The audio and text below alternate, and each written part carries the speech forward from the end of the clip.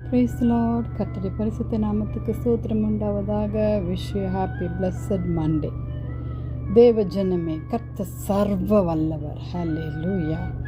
அவர் உபாகமம் 10:14 இதோ வானங்களும் வானாதி வானங்களும் பூமி அதிலுள்ள யாவும் உன் தேவனாகிய கர்த்தருடையவைகள். நம்முடைய தேவனாகிய கர்த்தர் உடையது. ஹல்லேலூயா. ஆம் தேவ ஜனமே, ஹல்லேலூயா. அவர் வானங்களும் ஒழிந்து போகும், என் வார்த்தையோ ஒழியாது என்று சொன்ன தேவன் அவர் வானாதி தேவனாய் சர்வ வல்லவராய் திகழ்கிறார். நம்மளுடைய காலங்களில், நம்மளுடைய வாழ்க்கையில் என்ன டிஃபிகல்ட்டி நேரங்கள் வந்தாலும் நம் கர்த்தர் சொல்லுகிறது என்ன தெரியுமா? ஹல்லேலூயா. வானம் ஒழிந்து போகும், ஆனால் என் வார்த்தை ஒழியாது. நான் எப்போதும் ஜீவனுள்ள தேவனாய், சர்வ வல்லவர், அதிகாரமுள்ள தேவனாய், எல்லாவற்றையும் தருகிற தேவனாய் இருக்கிறேன் என்று இந்த வசனத்தின் மூலமாய் உபாகமத்தில் ஆண்டவர் யோசுவாக்கு மாத்திரம் சொல்லலை, நமக்கும் சொல்கிறாரு. நாம் அவருடைய பிள்ளைகள். தேவஜனமே, ஹல்லேலூயா, ஹல்லேலூயா.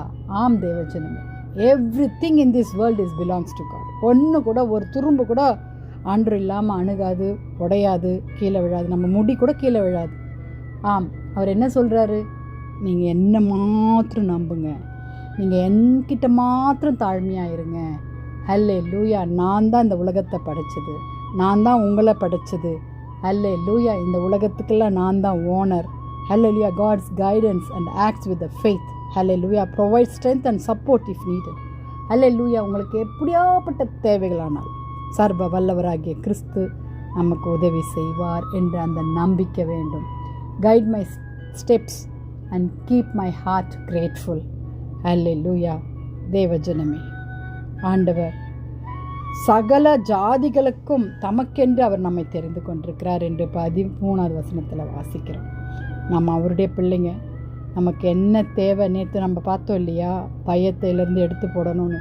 ஆண்டவர் உண்மையாகவே, நான் இது வேத பகுதியாக வாசிக்கும்பொழுது கர்த்தர் என்னோடு பேசின இந்த வார்த்தை. ஹல்லேலூயா. அவர் சொல்கிறாரு, அவருடையது உன் தேவனாகிய கர்த்தருடையவைகள்.